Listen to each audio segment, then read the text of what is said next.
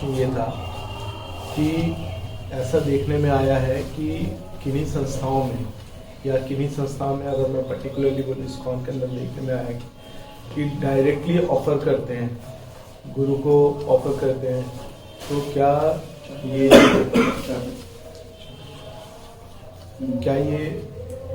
सही है, शास्त्रीय है, या शास्त्रीय क्या चीज होना चाहिए? कृपया इसका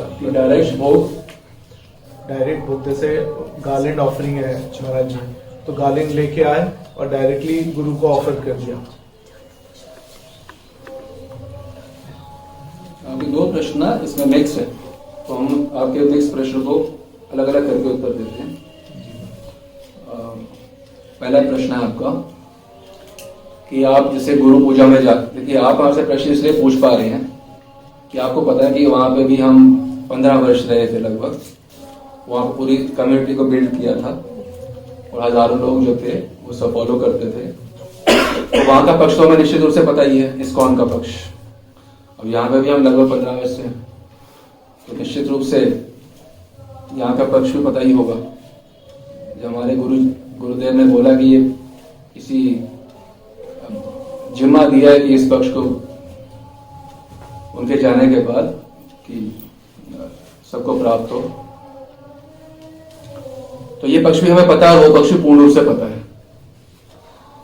तो जब गुरु पूजा होती है इस्कॉन में, तो सीधा प्रभुपाद जी के चरणों में पुष्प चढ़ा दिए जाते हैं और फूल माला भी बाजार से लाके सीधा प्रभुपाद जी के गले में पहना दी जाती है। तो प्रश्न है क्या ये सही है या गलत है? देखिए, शास्त्रीय उत्तर जानना चाहते हैं तो हम हैं आपके सामने। अब इमोशनल उत्तर जानना चाहते हैं तो उसका हमारे जीवन में कोई स्थान नहीं है। शास्त्रीय उत्तर ये है कि हमने आपको बताया पिछली बार कि भोग कैसे लगता है ब्रज में और नित्य नवद्वीप में। नित्य नवद्वीप में कैसे भोग लगता है, आरती कैसे होती है? आरती होती है नित्य नवद्वीप में पहले महाप्रभु की, वो प्रभु हैं, नित्यानंद प्रभु की, वो भी प्रभु हैं, और अद्वैताचार्य की, वो भी महाविष्णु में प्रभु हैं। तो तीनों की आरती होती है। क्या हमने बोला कि पंच तत्व की आरती होती है? तीनों प्रभु की आरती होती है। आरती दी किनको जाती है? सबसे पहले गदाधर पंडित को दिया था प्रसादी, डायरेक्ट नहीं। उसके बाद श्रीवास पंडित, स्वरूपादि गोस्वामी, फिर इत्यादि इत्यादि, और सबसे अंत में किनको दी जाती है? गुरुदेव को। क्या दिया जाता है? प्रसाद। तो आप यहाँ गुरु पूजा कर रहे हो, यदि आप गौड़िया वैष्णव हो, आप मान लीजिए नित्य नवद्वीप में हो, तो आप अपने गुरुदेव को सीधा क्या उनको सीधा माला पहना दोगे? कैसे करोगे? पहले महाप्रभु को माला अर्पण की जाएगी, जो महाप्रभु को फूल दिए जाएंगे, और जो प्रसादी फूल हैं वो गुरुदेव के हाथों में, उनके चरणों में नहीं दिए जाएंगे फूल। गौड़िया वैष्णव अपने गुरुदेव के चरणों में कभी फूल नहीं देते हैं।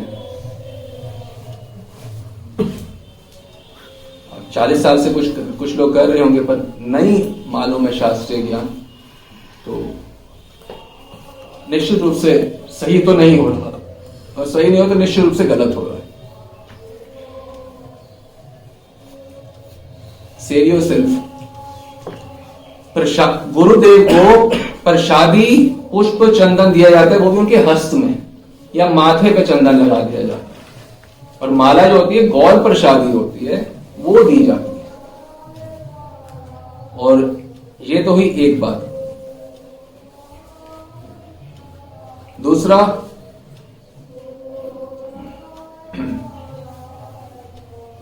आरती करना। गुरु पूजा तो पुष्प चढ़ा दिए, माला चढ़ा दी, आरती कर रहे हैं प्रभुपाद जी की, क्या ये सही है या गलत है? शास्त्रीय दृष्टिकोण से लें तो गौड़िया वैष्णव कभी किसी गुरु की आरती नहीं करते। आरती किसी की जाती है? प्रभु की। बोले प्रभुपाद की करनी, प्रभुपाद की नहीं करनी आरती, आरती प्रभु की करनी, प्रभुपाद को दे देनी है, कर प्रभुपाद को दे देनी है ना। अच्छा, कोई भी गुरु हैं, चाहे प्रभुपाद हो, चाहे भक्ति विनोद ठाकुर हो, चाहे जगन्नाथ दास बाबा जी हो, शुद्ध भक्त है ना। अच्छा, क्या वो गदाधर पंडित से भी ऊपर हो गए? क्या वो श्रीवास पंडित से भी ऊपर हो गए? आरती से 3 की जाती है। गदाधर पंडित की भी आरती नहीं होती है नित्य अद्वैत में। श्रीवास पंडित की आरती नहीं होती है नित्य अद्वैत में। स्वरूप दामोदर गोस्वामी, रामानंद राय, जो ललिता विशाखा हैं, उनकी भी आरती नहीं होती है। उनको प्रसादी आरती दी जाती है। पहले महाप्रभु की आरती कर ली प्रभु की, उसके बाद स्वरूप दामोदर गोस्वामी जो कि ललिता विशाखा हैं, और सबकी आरती करके अंत में जाके गुरुवर्ग के बाद, द्वारी के बाद जाके गुरुवर्ग, पूरे गुरुवर्ग को आरती दी जाती है। अंत में गुरुदेव को प्रसादी, वो भी अंत में, बहुत पार्षदों को देने के बाद अंत में गुरुदेव को प्रसादी दी जाती है। गुरुदेव इसी से प्रसन्न होते हैं। जो वास्तविक गुरु हैं वो कभी स्वप्न में भी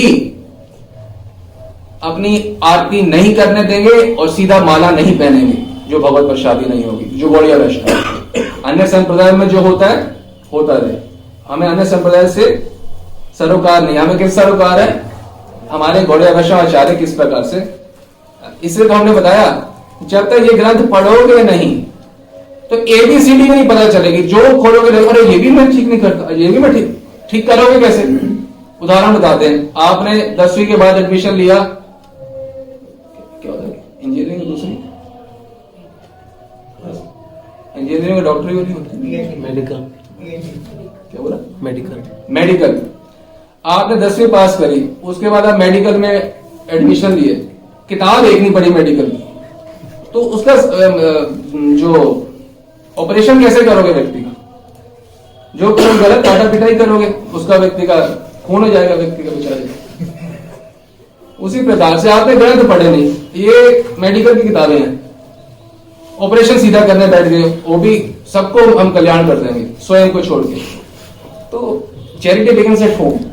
पहले आप इनका दर्शन करो, ग्रंथों का, इनको पढ़ो, सीखो महापुरुषों के चरणों में बैठ के कि भाई ये क्या बता रहे हैं। आरती नहीं हमें पता कैसे करनी है, हमें ये नहीं पता भोग कैसे लगाना है। 50 साल हो गए भक्ति करते हुए, हमें ये नहीं पता चला कि आरती कैसे करते हैं भगवान की। हम 50 साल से हमें ये नहीं पता गुरु पूजा कैसे की जाती है। शास्त्र में बताया गया प्रथमम तो गुरु पूज्या, सबसे पहले गुरु की पूजा करो। हम भी तो यही कह रहे हैं, हमें तो ये शास्त्र बता रहे हैं प्रथमम तो गुरु पूज्या। पर कैसे करो गुरु की पूजा? पहले भगवान की पूजा करो, सारा प्रसादी जो हो वो उच्चिष्ट से गुरु की पूजा की जाती है। गुरु की पूजा केवल उच्चिष्ट से की जाती है, सीधी नहीं की जाती। हम चद्दर को पहनते नहीं बिना भगवान को अर्पण किए। ये कुर्ता हो, चादर हो, कोई भी बस हो, वो तो हम अर्पण किए बिना पहनेंगे नहीं। आरती करवाए, अपनी गुरु की आरती करेंगे, करवाएंगे अपनी, ऐसा नहीं।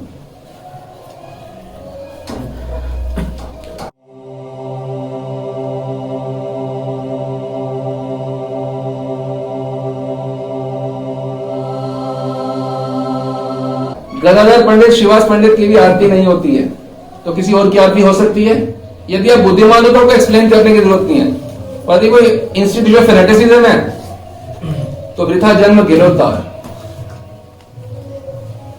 वृथा जन्म गिरोतार। हम महाप्रभु के भक्त हैं, हम कोई इंस्टीट्यूशन के भक्त नहीं है। हम भक्ति महाप्रभु ही करना है, इंस्टीट्यूशन की भक्ति करने नहीं आए किसी। हम भक्ति महाप्रभु करना है, इंस्टीट्यूशन की भक्ति करने नहीं आए किसी। अतः यह सुस्पष्ट हुआ कि श्री गुरुदेव को केवल प्रसादी ही अर्पण किया जाता है। भोग या माला इत्यादि कुछ भी सीधे अर्पण नहीं होते।